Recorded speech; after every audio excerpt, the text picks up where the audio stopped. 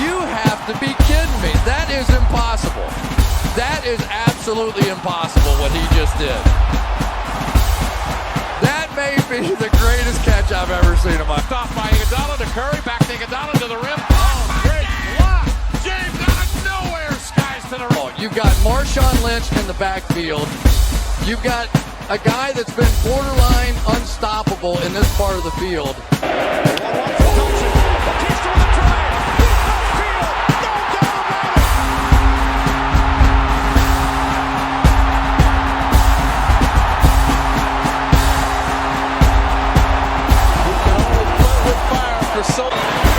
Steps into it. Pass is caught. Diggs! Sideline! Touchdown! Unbelievable! Vikings win it!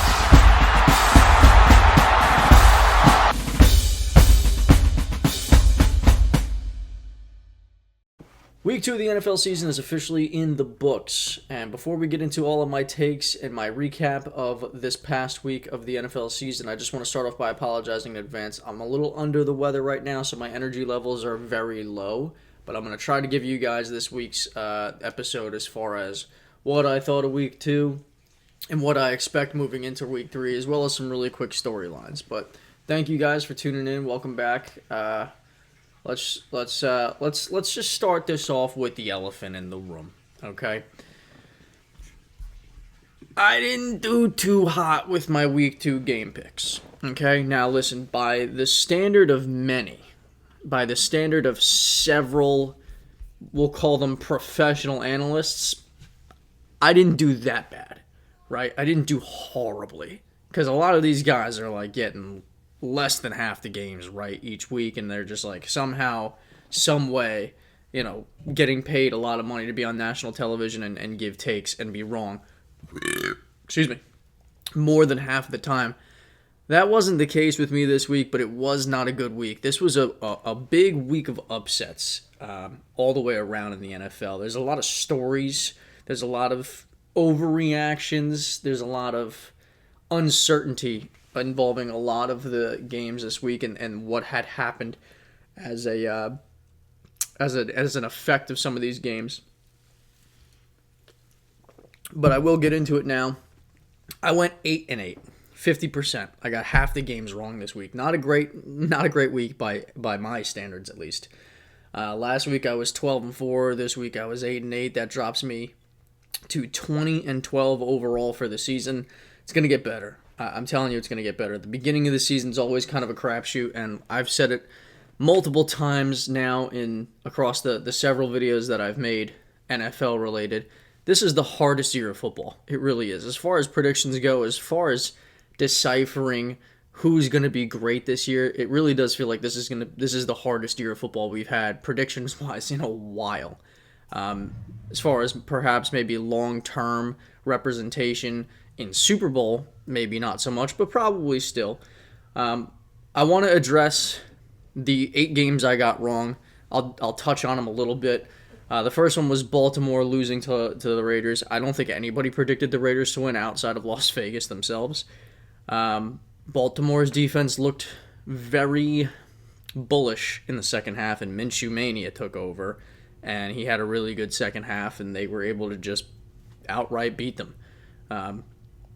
Very surprising, but I'm not going to dive too deep into it at the moment. Dallas losing to New Orleans. That, I think, was a big surprise to many. I think not many people put a whole lot of stock in the win that New Orleans got in Week 1 over the Panthers, because I don't think many people believe that the Panthers are going to win many games this year, if any at all. Kind of get into that later on. But Dallas beating New Orleans was a surprise to me, not just because they actually lost, but in the fashion that they lost. They lost, and their defense looked absolutely terrible, which is supposed to be the strong suit of the team, and New Orleans overall just full-blown bodied them throughout the whole game. New Orleans has the most points scored in the first 2 games of the season since like the NFL merger, or like the second most points scored. I mean, they're killing it. Alvin Kamara, you would argue, is probably the MVP of the NFL through 2 weeks. New Orleans over Dallas, obviously, like I said, incorrect by me.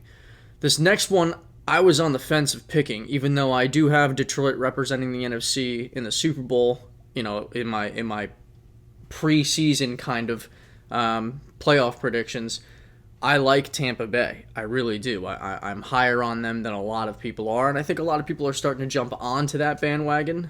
I think the spread was 6.5, 7.5 points. I never would have bet Detroit to cover that spread, no matter how good I thought Detroit was going into the game, because I think Tampa Bay is very good as well, and Tampa Bay beat them outright.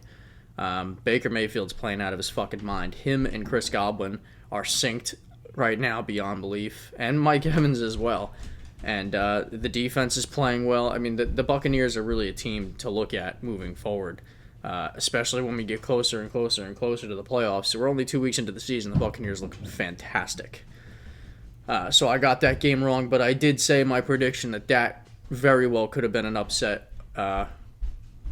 Should have just chose them. Should have just went with the bolder pick in that situation, but I didn't.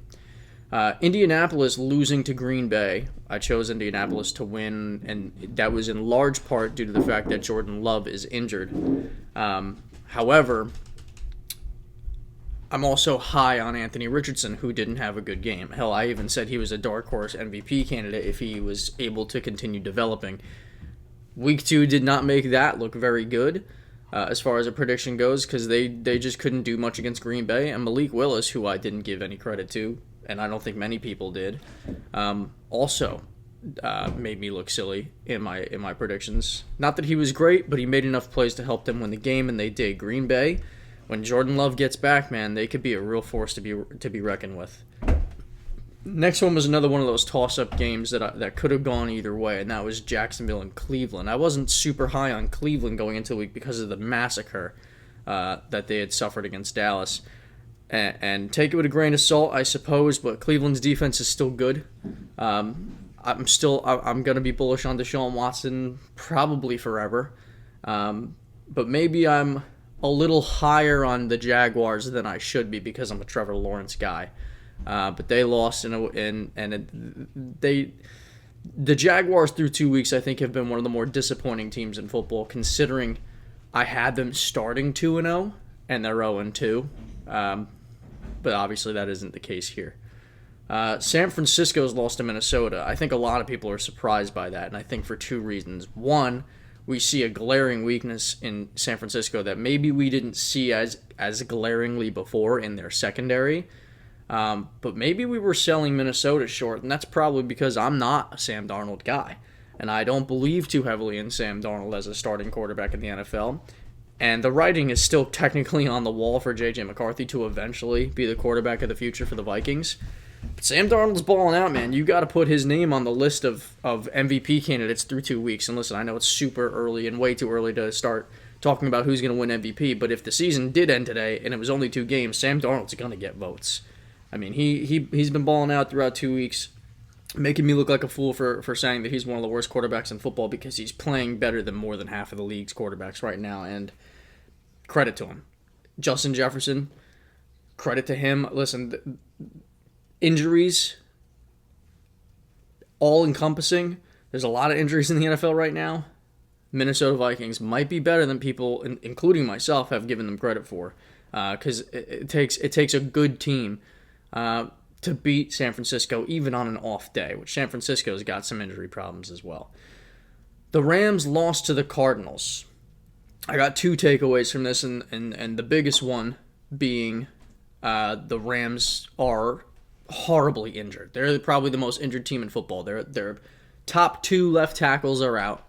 Their top 2 receivers are out. I mean, they're banged up in way more than just that, but they're banged up in some very important places, especially offensively.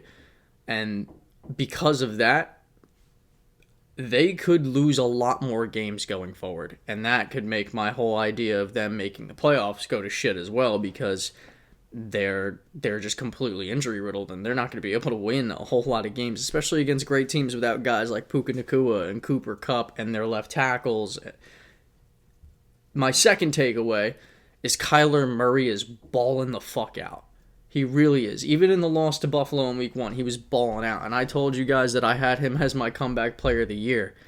right now he's an MVP dark horse. I am incredibly impressed with Kyler Murray so far, and the Cardinals in general. Marvin Harrison Jr. had his breakout game and looks really nice, and a lot of people were out on him after a week, like, slow down. I mean, there's nothing definitive about the football games that we're watching. There's nothing that we can make definitive as far as claims of players and teams this season until we get towards the middle of the season. There's going to be a lot of surprises that later on probably won't look like surprises anymore because we'll have teams that have begun to establish themselves. So the Rams losing to Arizona was the seventh of 8 games that I chose incorrectly. And then Philadelphia losing to Atlanta. Let's take a second here. Because a lot of these games, there were a couple toss-ups, right? One of them was Detroit and Tampa Bay. I thought that could go either way. Another one was Jacksonville and Cleveland. I thought that one could go either way as well. The Rams and the Cardinals, thought that one could go either way. Philadelphia and Atlanta, I did not think was going to go either way. Not that I was super low on the Falcons, but a couple of things going into the game. One, offensively, they looked terrible against Pittsburgh, albeit a great defense in Pittsburgh versus a terrible defense in Philadelphia. There was also Kirk Cousins in primetime, which, listen, he's got a reputation of not being a good primetime quarterback, not being clutch. And then I thought this was going to be a big Saquon Barkley game, and for the most part, it kind of was. Saquon Barkley, however, dropped a game-winning, game-sealing touchdown that would have made my record this week 9-7. I think the play call was questionable. I think you should run the ball in that situation. You guys, at this point, probably know that I'm not a Nick Sirianni guy. I think Nick Sirianni is more trouble than he's worth in Philadelphia, and I do think that they should consider hiring an adult at coach, because Nick Sirianni is a fucking scumbag, if you really want to be blunt. Nick Sirianni's kind of a scumbag, and he acts like a fucking arrogant child on the sidelines. And the call cost them, the defense cost them. I mean, everything fell apart at once. The play call was bad. Saquon Barkley dropping the ball to seal the game was bad. And then the defense couldn't stop a nosebleed on that game-winning drive by Kirk Cousins, who has a reputation of not being clutch, especially in primetime football games, and all of a sudden he looks like prime Brady against the Eagles. So take that how you want to. Eagles loss should have been an Eagles win, but no excuses here. I got that pick wrong. So 8-8 overall so far in the season. I'm 20-12. So I don't look terrible, but that wasn't a good week for me. Let's move forward. I spoke a little bit about the Rams injuries. I said Kyler Murray's impressing me. Talk a little bit about the Thursday night game that we watched between the Bills and the Dolphins. Obviously, the Bills looked strong for the most part, but I think we're all aware that the story of the game is Tua Tagovailoa and the concussion that he suffered, kind of ironically to Damar Hamlin and that tackle. But to step away from football kind of for a minute and kind of just talk about the reality of the situation. There have been for Tua, in the short career that he's had so far, way too many of these types of hits, of these types of moments where he goes stiff. It's his third confirmed concussion, fourth semi-confirmed concussion, and probably sixth actual concussion since entering the league. And we're not just talking about mild concussions. We're not just talking about mild hits to the head.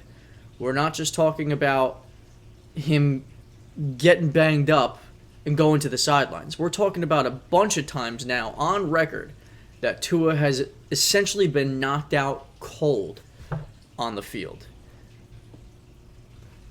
I pray for the guy. I think we all do. I don't think anybody wants to see any long-term effects from this, but this is the reality of playing football. Sometimes, even if you have a promising fruitful even at times NFL career, or you're a young player in this case like Tua, who has had some success and just got paid. Thank God he got paid. I think it's time for him to call it quits. I don't think that's an unpopular opinion either. Obviously, it's up to Tua. It's up to the medical professionals to really, and the neurologist to really take a look and be like, hey, is this a risk for you moving forward? I thought it was a risk for him moving forward the last time. I'm doubling down on it now because the hits that he's taken aren't even that crazy, if that makes any sense to you. The hits that he's taken to his head, if you watch him back, I mean, it's not like he's getting blasted. He's getting hit. Don't get me wrong. His head's bouncing off the ground from time to time, and it's always typically on the back of his head, which is the worst spot to get dropped. But that being said, the Damar Hamlin tackle, for the most part, was a routine tackle. I mean, his head was maybe in a precarious position, but it knocked him out cold, and he went stiff again. Whenever a quarterback, or a player in general, is on the ground doing this with his fingers, locking them in position, that's a problem. And it's now happened to Tua minimum 3 times that he's looked like that on the field. Another time he stumbled and couldn't get up. Tried to get up and fell back down again. This is not a knock on Tua. This is genuinely just, if you're a fan of the NFL, or really if you're just you're a human being that doesn't want to see a guy's life get ruined by CTE and long-term effects on the brain from playing a contact sport that at times is brutal, maybe not so much anymore. I think you got to look at this, especially if you're someone that knows Tua personally, is close to him personally. You got to try to kind of lean him in the direction of retirement here. You got your money. You can retire. You're an NFL quarterback who is pretty good, so you have a future in coaching. You could have a future in broadcasting, analytics, anything like that. You can make money. You can continue a legacy. I think you should take your health and your family and consider that your number one priority, and I genuinely do believe that Tua should retire. And I really don't think that's an unpopular opinion, but it's no one's choice other than Tua's, based off of the recommendations of the neurologists and the doctors and everything in between. When it comes to the Dolphins, I don't think Skylar Thompson's going to help them very much. They should probably scout. I have an interesting take to kind of step away from Tua for a second. And prayers out for Tua Tagovailoa and hopeful for a speedy recovery. I do believe they placed him on IR, which means he's going to miss a minimum of 4 games, which is a long time for a concussion, mind you. If you just had one concussion, 4 weeks. Maybe I'm wrong about him being on IR, but I thought I saw that somewhere. One interesting proposition I have for Miami kind of comes off of the shoulders of the situation in Carolina. Bryce Young is benched for Sam Darnold, and I feel my initial reaction to that is, damn, like 2 games into his second season in the NFL, and it's been really, really bad. Granted, he's had no help. Baker Mayfield was asked a question about Bryce and what he thought of the situation, and I think he answered it incredibly maturely and incredibly wisely, because Baker Mayfield obviously had a kind of a tumultuous start until he got to Tampa Bay, despite some success in Cleveland. But he said that his story is far from over, and I ultimately agree. I don't think his story is over. I think it may be over in Carolina. I think that's a potential reality. But the second thing that I thought after I heard the news about Bryce Young being benched for Andy Dalton, after I thought, damn, that sucks for Bryce Young, was, even though the situation is the same, maybe Andy Dalton is a better starter at the moment for a team like Carolina. Bryce Young may be more naturally talented from a passer's standpoint at this point in their careers, but mentally, obviously Andy Dalton being a veteran, having been there and done that, might be able to do a little bit more with a lackluster team around him. More of a game manager type at this point, but I don't think that makes the Panthers competitive whatsoever. But the reason why I'm bringing up the situation of Carolina and the Panthers and Bryce Young specifically after talking about Tua is because clearly the Dolphins are in win now mode, and they are a team that is facing Indianapolis Colts-like ramifications at quarterback. For those of you that don't know what I'm referencing, I'm talking about how Andrew Luck decided to retire right before the season started, I believe in 2019 or 2020. Probably 2019 if I'm not mistaken. Now they have a situation where Tua has a serious TBI-related long-term health ramification where he very well may retire. At the very least, he's going to miss multiple games. I would find it interesting for a team like Miami to call the Carolina Panthers and have a conversation about, hey, clearly you guys look like you might be out on Bryce. You benched him for Andy Dalton. What do you want for him? Miami has a better offensive line. They have much better running backs. Receiver core is one of the best in the league, compared to Carolina's being possibly the worst. If there was a place for Bryce Young to succeed, it would be a place like Miami.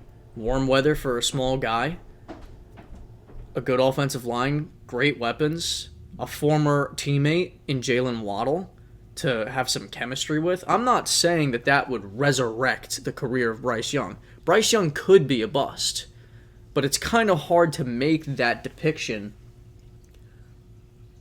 when the team he's drafted to is the Panthers and having nothing to support him. And let's be real, they don't have anything. Deontay Johnson was an okay pickup. Adam Thielen is an okay veteran to have. There's nothing for him to succeed. So to make that decision when he's played for Carolina is kind of hard. Do I think he's a bust? I'm leaning that way from what I've seen. I've seen some people say that if CJ Stroud went to the Panthers that it would be much different, and I do agree with that because I think CJ Stroud is special, but I definitely don't think CJ Stroud would even be coming close to the success that he's having right now because although Houston was a terrible situation when he first got there, there were some players there. You know what I mean? They did draft Tank Dell. They did have Nico Collins. I mean, they had players in Houston. He definitely elevated them massively, and he would have been better in Carolina than Bryce Young as well. But I want to pump the brakes on that just a tad because it's still a terrible supporting cast no matter what quarterback they had drafted in that situation. But, again, going back to it, I do think that the Miami Dolphins, I'm pretty sure they signed Tyler Huntley. That's not going to help them. Skylar Thompson's not going to help them. And I'm not here to make the claim that Bryce Young is going to help them, but at least they could see what they got with him. Because you can't tell based off of his tenure in Carolina. If they were to trade for him, depending on what they ask for, get him for something that's not ridiculous, throw him in there. Be like, let's see what you could do. Let's run a basic offense. Let's try to incorporate some stuff that you knew at Alabama.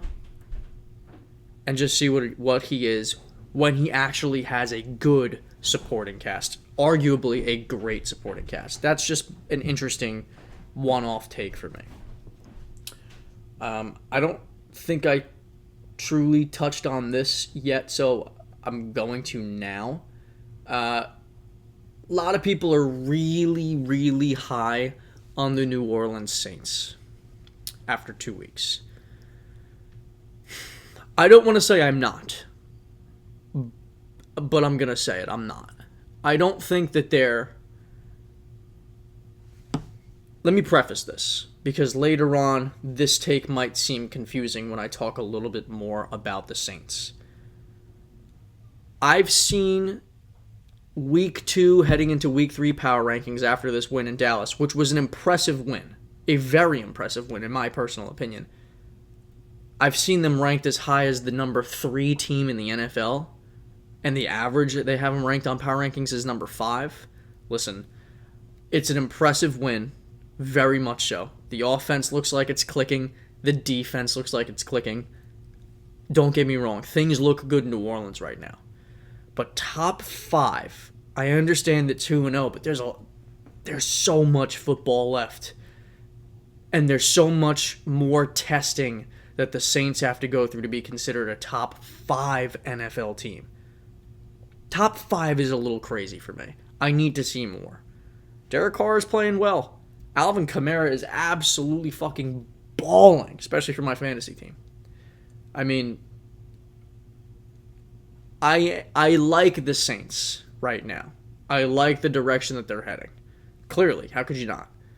But we got to see them consistently against better competition, because I don't put much stock in the win against Carolina. I really don't put much stock into that. A little bit. I'm going to sound like a hypocrite later, but a little bit of stock, because it's still an NFL team and they beat the brakes off of them. They beat the brakes off of Dallas. I put stock in that, not because last week I'm pretty sure I had the Dallas like the 5th or 6th ranked team in the NFL. So take that how you want to, I suppose. But I'm a little hesitant to crown the Saints as a team that's arrived so far this season. My last major takeaway before we get into our top 10 teams heading into Week 3 is Chicago Bears. I want to start by saying the way that they started win and loss-wise is what I expected, but how they're winning and losing isn't. I did expect Caleb Williams to struggle, but this is a little bit more of a struggle than I expected, and I actually don't blame it on him. I've made the argument several times that the Chicago Bears is probably the best situation for a rookie quarterback to have been in. I think I was wrong. I think Minnesota might actually be the best situation for a rookie to have been drafted to. I mean, look at them right now with Sam Darnold. It's a shame we don't see JJ in that situation this year, but we won't. And I'm not trying to downplay Chicago and make excuses. Their running back, DeAndre Swift, is a solid running back. Maybe not great, but he's very solid. Their receiving core is phenomenal, outstanding. They have a fantastic defense, clearly. I mean, they did a great job against C.J. Stroud and company. And their special teams is phenomenal, too. The thing that I question, the two things that I question about Chicago, has kind of been the thing that we've all questioned about Chicago for the better part of a decade or more, honestly, probably a long time. And that's their offensive line, number one, and their offensive play calling, number two. I say the offensive line, number one, because it's hard to scheme up plays when you can't block for more than a second and a half. I mean, as soon as the ball is snapped, for the most part, Caleb Williams is running for his life. So there's a little bit of a crutch that the play calling has to have when you know your offensive line can't block me running up the A-gap, for God's sake. But because of that, they do have to scheme better. Like, they're not calling great plays for Caleb Williams. He needs these dink and dunks just to get into a rhythm. Granted, from week 1 to week 2, he improved. And I do expect him to continue to improve. But the concern that I have is whether or not the offensive line improves at all. Whether or not the play calling improves at all. Those are my two biggest things right now. Because, yes, Caleb Williams is struggling. Rookie quarterbacks, all the rookie quarterbacks are struggling. And rookie quarterbacks tend to. It's very rare that a guy like comes out and looks like Justin Herbert. Comes out and looks like C.J. Stroud. That's rare. It's rare and it's unlikely. And in this situation, a bunch of new guys on that offense, a whole new team essentially offensively for the Bears, plus a rookie quarterback, plus a horrible offensive line. I'm hopeful, and I do expect things to get better offensively for Chicago, and if that is the case, they're a good team. They're a dangerous team. The offensive line and the play calling is a bigger question mark for me than Caleb Williams himself, and maybe I'm in the minority, but that's how I feel. All right. Let's go into our top 10 teams. This is always a controversial segment because people rank things differently. I've seen ridiculous lists, and some people might say that my list is ridiculous as well. I want to preface this. Top 10 teams is a mixture of a lot of different categories. It's a mixture of a lot of different criteria. For instance, I take into account a couple of things. One, how I feel they are right now. 2, how I feel they will be moving forward. And 3, just overall feel.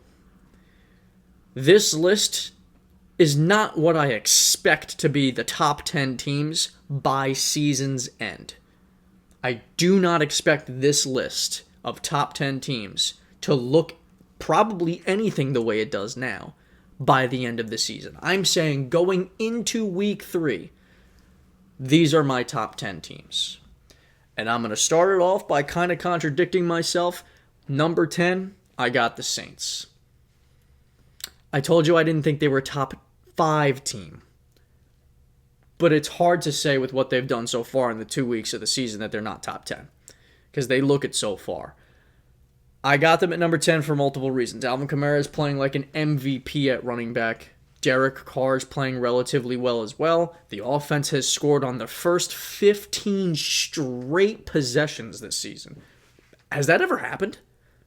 I'm not sure it has. Again, first week, maybe not the biggest and stiffest competition in Carolina. Second week was a good competition in Dallas. Maybe that turns out to not be the case. But right now it was.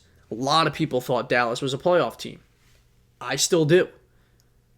The Saints are going to surprise people. And you know what? The NFC South as a whole, minus Carolina, looks a lot better than most people expected it to going into the season. I got the Saints at 10. They got a really good defense, at least solid, a phenomenal run game, a solid offensive line, and a quarterback who's not making mistakes.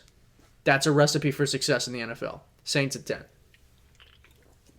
At number 9, and I put them there because as a team I feel like they deserve it. Although I'm still not super high on them. I have the Seattle Seahawks. The competition hasn't been great, but they've played complete games. I'm not a Geno Smith guy. He is playing pretty decently. I can't act like he's not.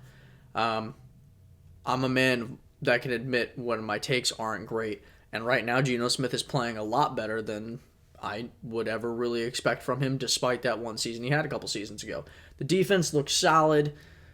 Listen, they played 2 close games, kind of. One against the Broncos, which at this point I don't think many people think that much of them, and then New England, who, again, I also don't think very much of. So the competition isn't very stiff, and you can make the argument that I should probably have the Saints above them. They're kind of interchangeable for me, but I got Seattle at 9. At number 8 might be one of the biggest surprises for me so far this year, the Minnesota Vikings. They, on paper, don't look like they should be a phenomenal pass rush. I'm pretty sure they lead the league in sacks right now. They faced the Giants, which is arguably the second worst team in the league. So again, I don't want to act like that competition they faced in week 1 was very good. But they just handled the San Francisco 49ers, who I said last week was inarguably the second best team in football. Maybe I was wrong. Maybe listen, I've been wrong a lot this week. Week 2 was not a great week for me, clearly. It was okay. I went 8-8, like I said. But the Vikings handled San Francisco with ease. They exploited a weakness that we knew was kind of a weakness, but we didn't realize how big of a weakness it was. They exploited that secondary. Sam Darnold deserves respect. He does. And I haven't given it to him. I'm giving it to him now. I'm not expecting a long-lasting run from Sam Darnold, but what he's doing right now is deserving of my respect and all of our respect. And we got to look at the Vikings now with a quarterback that's playing well, like pretty damn well. You got to look at them as a threat for sure in the NFC, because if they keep playing like that, dude, who knows what they could do. They are talented. They have weapons on offense. The pass rush is getting home. Sam Darnold is playing good football. Really good football. Vikings at 8. At number 7, a lot of people think I'm a little too high on this team, so week 2 wasn't a great week for them. I dropped them down considerably. The Detroit Lions. I still have them at the moment as my NFC representative in the Super Bowl. I think that things will get better in Detroit. I don't think they played absolutely terribly, but they definitely didn't play very good against Tampa Bay. I think Tampa Bay is a good team that we need to give respect to. But Dan Campbell, after I said last week that they're an incredibly well-coached team, Dan Campbell didn't do a good job managing the clock last week. His time management was an issue. Jared Goff is kind of stiff in the pocket. I don't even want to say kind of. He's stiff in the pocket. He can't create with his legs. He's not mobile. And once that pocket collapses, he tends to now as well. So I gotta be more realistic about the Lions, and I dropped them down to 7. They didn't have a great week, but I still believe in them long term. I do. They're young, they're hungry, they're capable. They have experience now. No team this year, at least I'm not expecting, is going to be perfect. The Lions, I still believe in. I got them at number 7 despite the loss to the Buccaneers, whom I now have at 6. Last week I had the Bucs as an honorable mention. They go out and play a very good game against my predicted NFC champion. I got to put them on. And I got to put them one above the team that they beat. Baker Mayfield is playing like an MVP. The defense is playing well. They look like they're having fun in Tampa, don't they? Don't they look like they're having fun? Godwin, Evans, Baker, they look like they're just having a great time. They, I genuinely do believe, are a tough out for any team. I think that they can compete against anyone, especially after this past week when you see a lot of teams that you expect to be world beaters, Super Bowl type favorites. I think they could compete with anyone. I really do. I'm giving the respect. I'm giving the respect to them while they're earning it. And until otherwise, I'm going to continue to do so. Number 5, they fell 3 spots. Some might argue they should fall further. But what I think they're going to be is just fine. San Francisco 49ers. I said that they were undoubtedly the number 2 team in the league last week. That didn't age well. But I think the Niners will.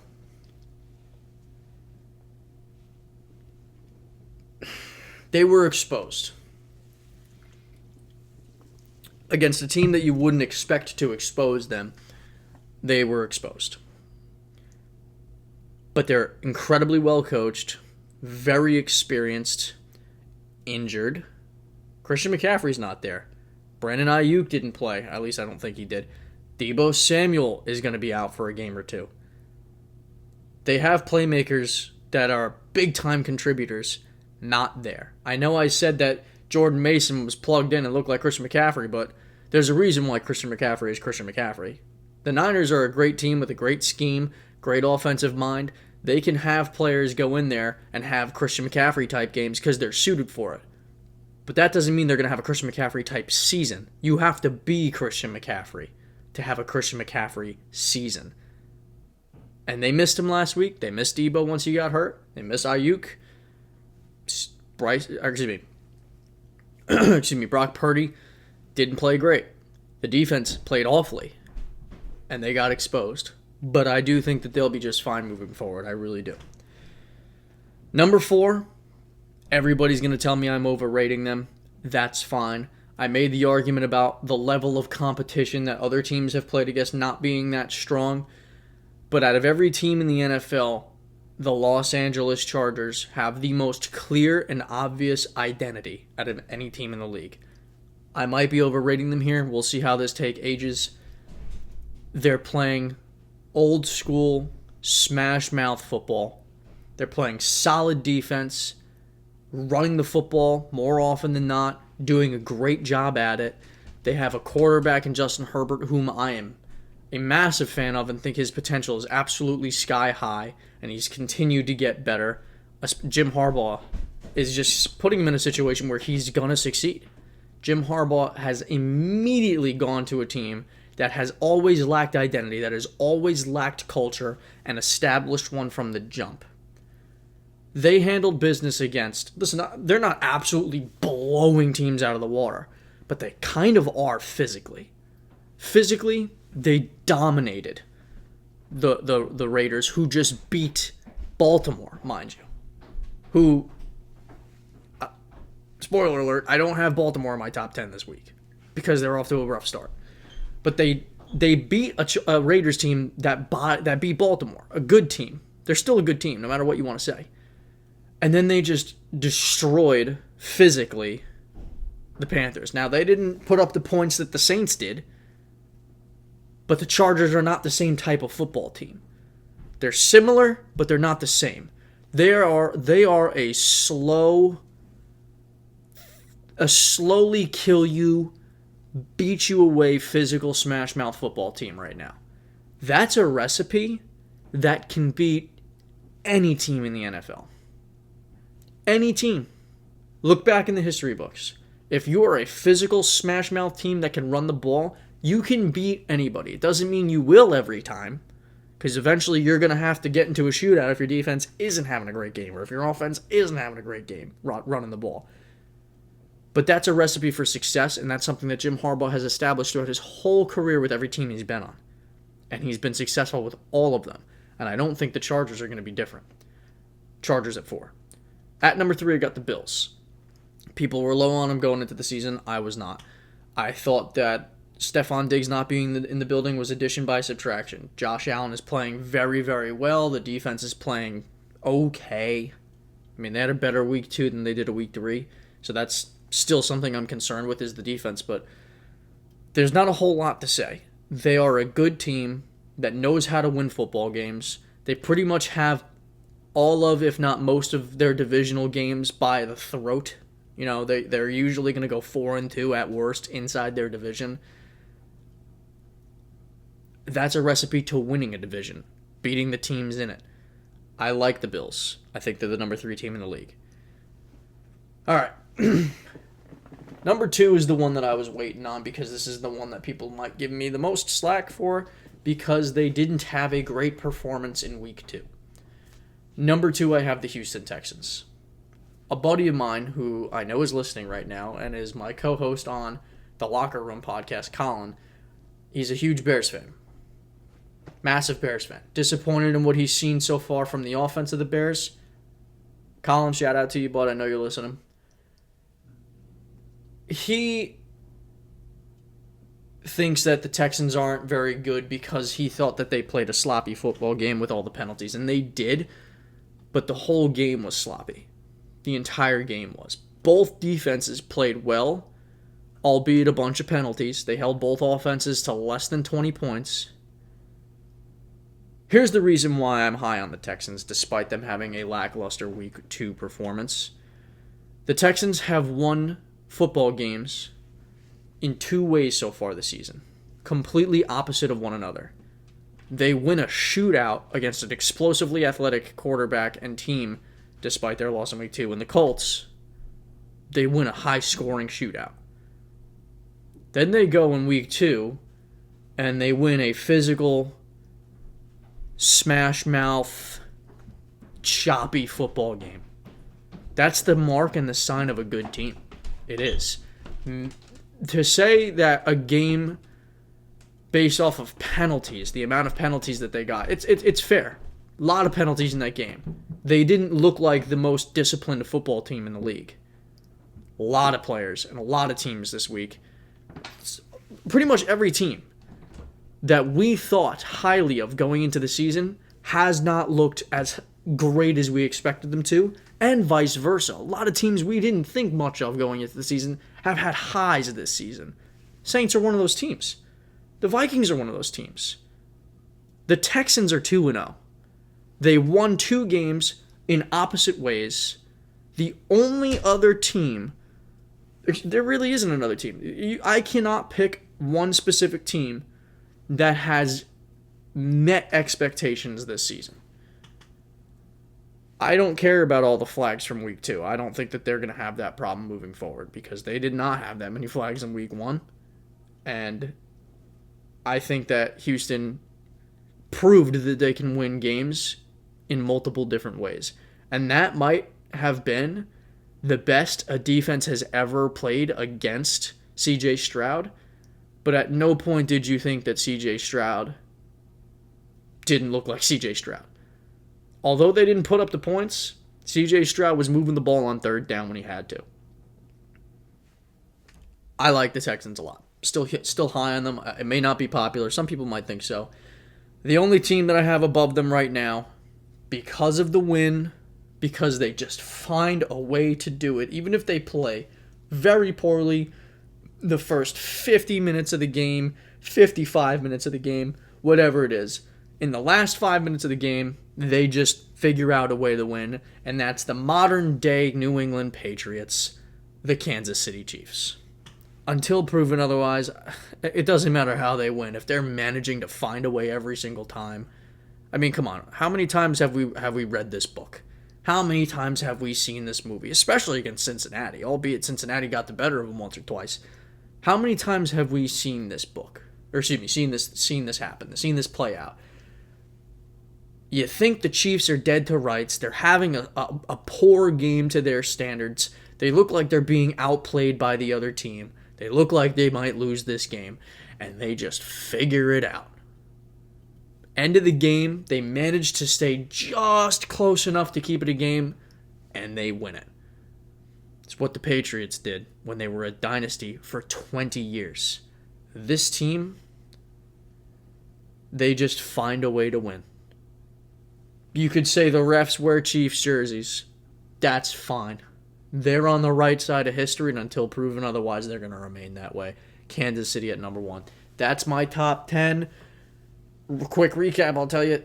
Saints at number 10, Seahawks at number 9, Vikings at number 8, Lions at number 7, Bucks at number 6, Niners at number 5, Chargers at 4, Bills at 3, Texans at 2, and the defending Super Bowl champion Chiefs at number 1. 46 plus minutes in. Let's finish out this week's takes recap with some predictions. Because if nothing else, I love to incriminate myself on the internet and post my predictions that are likely to fail me, as they did in week 2, where I went 8-8, which again still isn't absolutely horrible. I mean, listen, it's about average. 50%. That's about average. But who wants to be average, right? Week number 3. We're already into week 3. The season, we're still in the feel-out process of the NFL season, and we're going to be feeling it out till at least week 6. Let me tell you. You're not going to truly know who's pulling away until a minimum of week 6. Probably week 8. In some cases, some teams might not bloom until the second half of the season. Here are my picks for week 3. Let's hope I do better than 8-8. Thursday night football. You got the New England Patriots going into MetLife to play the New York Jets. The Jets won a game with Aaron Rodgers, finally. I get it. They only played one game with Aaron Rodgers, and it was against... Who the fuck they played? With the Niners. So maybe we didn't all expect them to win that game. They go into Tennessee, or maybe they hosted Tennessee, I don't remember. Who cares? They played Tennessee, a game that most people expected them to win, and they did. They kept it closer than they should have, but they win. Right? New England, they lose their game against Cleveland. Don't know really what to take from that. But what I do know what to take right now, Thursday night game, Jets are at home. I'm taking Aaron Rodgers and the Jets. I'm not the highest on the Jets right now, but I'm not low on them either. I think that they should beat the Patriots. Let me tell you, if they lose to the Patriots, my faith in the Jets is going to plummet. If they beat the Patriots, it's going to stay about where it's at right now. They're really not, unless they absolutely destroy them, which they probably should, then they really won't gain much for me as far as my confidence in them. If they lose, though, it'll dip a lot. The Giants, so that's my Thursday night prediction. I got Aaron Rodgers winning with the Jets over the Patriots. Sunday's games, you have the Giants going into Cleveland. You guys know this by now. I told you might not hear me pick the Giants once this whole season. I'm a Giants fan. I'm just kind of counting down the days until we just decide to bench Eli Manning. Jesus. Don't bring that up again. Benching Eli for fucking Geno Smith that year. I'm not going to get into it, but I'm waiting for the Giants to bench Daniel Jones. Malik Nabers looked great. I mean, that was awesome. That was the only highlight for me. The defense looked all right. But we're not going to do shit with Daniel Jones. You're probably not going to see me pick the Giants. They could win this game because I'm not super high on Cleveland. Don't get me wrong. They could win this game, but I'm just not picking them. I think Cleveland beats them. Period. Chicago going into Indianapolis. I was very disappointed and underwhelmed with Indianapolis against Green Bay without Jordan Love. Even though it was in Lambeau, I really did expect the Colts to win that game. And maybe I'm now a little too low on the Colts than I should be. And maybe a little too hopeful in the Bears than I should be. But I do think the Bears win this game. I think this is the game against Indianapolis. Listen, the Colts have a solid defense. They have a solid pass rush. And the Bears have an awful offensive line. So this is a 50-50 coin flip game to choose. I lean Chicago. I think this is a huge game for the Bears offense. Because they need to look like they have life. If they do, I think everybody would feel a lot better about Chicago, including myself. I'm going to pick them. If they disappoint me, and if they lose this game, I may not be picking them as much anymore. For now, I'm going to take Chicago over Indianapolis. I'm still a massive believer in Chicago. I'm still a massive believer in Caleb Williams. So even if they do lose, who knows? Maybe I still, depends on what we see. I will obviously be paying close attention to that game because I am a huge fan of Caleb Williams and Anthony Richardson, and to watch them both in the same game is just going to be awesome. Chicago over Indy. Houston going into Minnesota. This is a good game. A game that we didn't think was going to be a good game going into the season because we didn't know how good Minnesota was going to be. Houston goes into Minnesota. This genuinely could go either way. I mean, the Vikings just beat the Niners. Why? And interestingly enough, the Niners were my number 2 team going into last week. Minnesota beat them. Houston's my number 2 team going into this week. Maybe Minnesota beats them again, and I got to give them more respect. I'm not predicting that, though. I'm taking Houston. I'm going to ride with Houston in most games because I'm high on them. You guys know that. I have them in the AFC Championship game. I think this is a big test. I think this is a good test for Minnesota. Or for Minnesota and for Houston.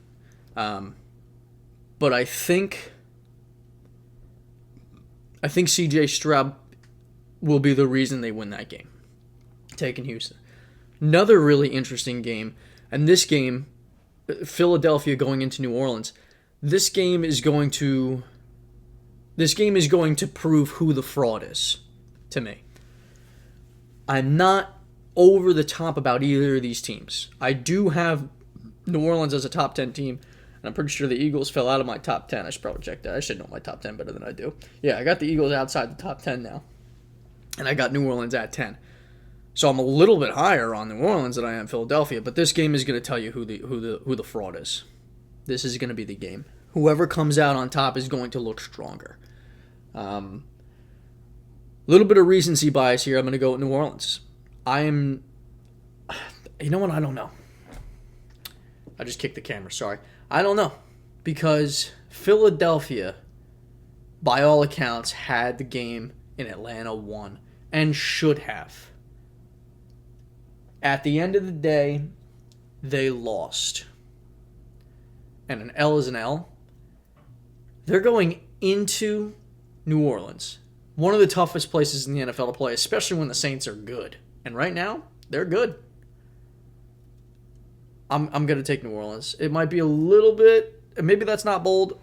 I'm not confident. That's an either way game as well, just for the record. That is absolutely an either way game.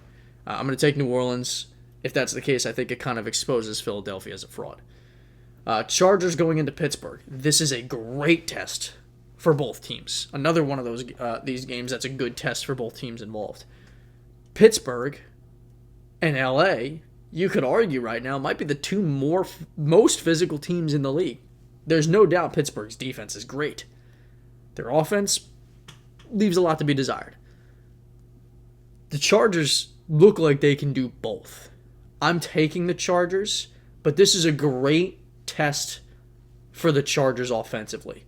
If they can score well enough or run the ball well enough or do really much, if they could do well offensively against the Pittsburgh Steelers defense, I think that's going to tell you a lot about the Chargers because in previous years, I would probably take Pittsburgh to win this game.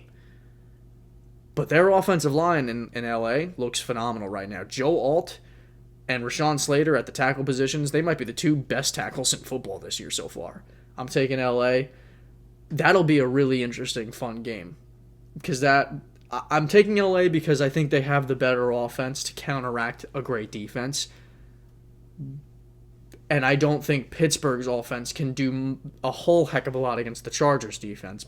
And I think that it's strength versus strength and slight weakness versus slight weakness. So that's what I'm going to go with. I'm going to go with the Chargers in Pittsburgh to take the win. Denver going into Tampa Bay. I'm low on Denver. I'm high on Tampa Bay. Let's not make this one too complicated. I'm going to take Tampa Bay. 3-0 start for them. Good for them. And the NFC South looks pretty strong considering. But let's not take too much time. I'll go Tampa Bay. Green Bay at Tennessee. I still don't know what to think about Green Bay considering...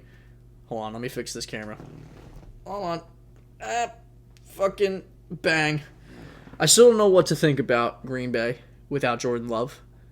They beat Indianapolis. Maybe I was too high on Indianapolis. We'll see.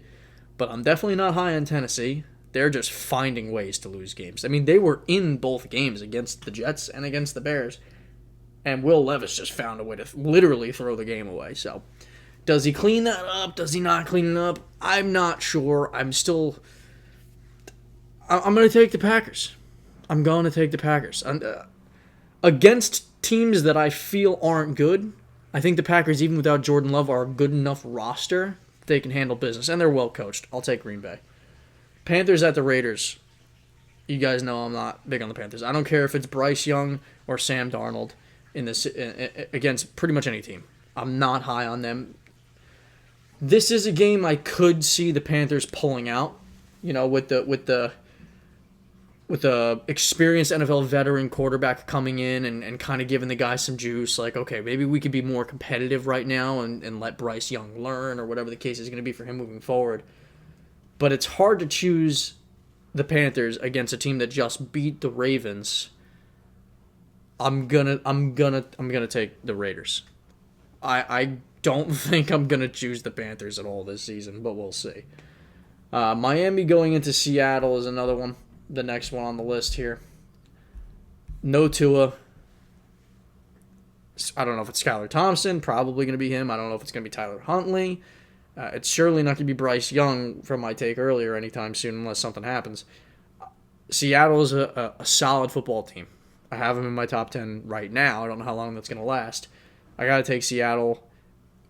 If Tua didn't get knocked out and wasn't contemplating retirement and all this stuff, then I think most people, including myself, are taking Miami in this game. And maybe it would still be a toss-up. But because there's no Tua and the quarterback situation in Miami is a complete crapshoot, I'm going to take Seattle. Detroit and Arizona.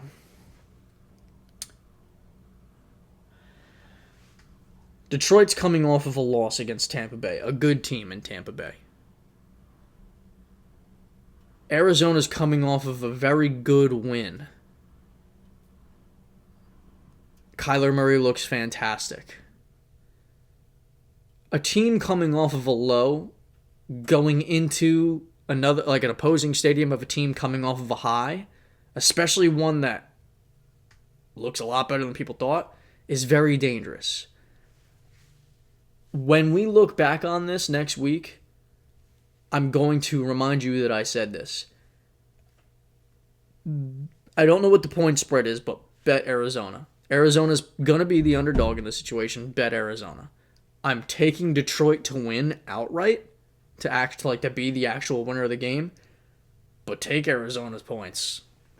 They could win that game. I know that Detroit's my pick for the Super Bowl, but I'm a little higher on the Cardinals than some people are too. So, and this is a situation where, again, team coming off of a rough loss, team coming off of a good win. Who knows? You know what I mean? But I will take Detroit to be the eventual winner. Baltimore at Dallas. Fuck, man. These games this week aren't easy. They're not. Lamar Jackson is 20-1 in his career against the NFC. And the Cowboys looked like shit last week. Point blank, period. But you know what? Baltimore didn't look great last week either. I'm going to go with Baltimore because Lamar Jackson just knows how to beat NFC teams. It's just what he does. But this is another 50-50 game. And this is a must-win, I think, for both teams. Especially Baltimore, I got to say. Especially Baltimore. Going 0-3 to start the season, especially when, Baltimore's schedule moving forward it's not easy, especially the near future. I'll take Baltimore to bounce back against Dallas. I think they need this one a little bit more than Dallas does, especially in the AFC. I'm taking Baltimore. But again, 50-50 game as far as I'm concerned. In Dallas, Cowboys are good at home. This is a great toss-up. Niners against the Rams. It's a divisional matchup, don't get me wrong. I don't want to make this too quick, but I'm going to make it kind of quick. The Rams are like Swiss cheese with the amount of holes they have on that team from injury. And the Niners are definitely going to be playing with a massive chip on their shoulder after a tough loss, the one that they definitely weren't expecting against Minnesota. I'm going to take the Niners to bounce back against the Rams. Chiefs and the Falcons.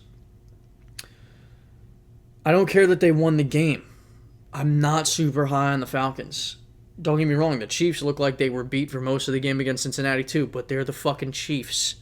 They figure out how to win games. They'll figure out how to beat Atlanta. I don't care if it's in Atlanta. I'm taking Kansas City. Sunday night football. Maybe going into the season, this looked a little bit more interesting. It doesn't to me as much anymore. My opinions on... So it's Jacksonville going into Buffalo. My opinions on this game... My opinions on the Jaguars have definitely dipped recently. And my opinions on Buffalo... I feel strongly about them, and I feel like they're a better team than still some people have them at. I'm going to go Baltimore. We'll see if Jacksonville is able to compete. They should be 2-0 right now. I think that they deserve to be 2-0. I had them, winning game 1. I had them winning game 2, and this could have looked like a much more interesting game going into it. But they're off to a rough start. I'm going to take Buffalo. Buffalo is doing well. They're hot. Jacksonville's cold. Taking Buffalo. Washington and Cincinnati. Cincinnati's 0-2. Washington's 0-2. This is the Monday Night Football game. It'll be interesting to see how Jaden Daniels performs in prime time. But Washington offensively has not looked great, even with especially none of the rookie quarterbacks have looked great. Jaden Daniels has found the end zone on the ground a couple of times. I think Cincinnati will bounce back. They usually start off poorly. They've started off 0-2 a majority of the last several seasons, and then have found their stride afterwards. I think this will be the start of that. I'll take Cincinnati to win the game, and those are my Week 3 picks. All right. I'm fucking tired, not feeling great. Sorry if the energy levels were low. We're around an hour, which is where I like to fall. Thank you for tuning in. I'm going to go fucking chop this shit up and try to get it posted in time for before Thursday's game, and get it out there Thursday morning. If I don't. I got some time, but we'll try.